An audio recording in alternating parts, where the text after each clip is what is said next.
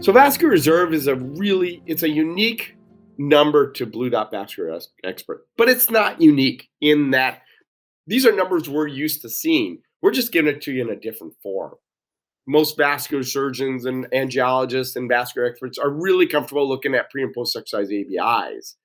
We know that you can have somebody with relatively normal ABIs, relatively palpable pulses, but as soon as you exercise this person, they all go away. And the reason why is they're at a limit of blood flow that makes it clinically possible to palpate the pulses.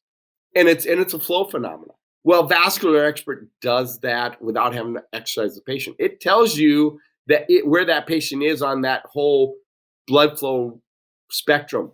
If they already have any compromised flow coming in there, are they at the limit of that clinically normal blood flow? And if they're at that limit or that border of clinically normal blood flow at rest, vascular reserve is going to be, at 50%. And once they drop below that 50%, now they're slipping into the moderate and severe ABIs and definitely going to be the claudicators.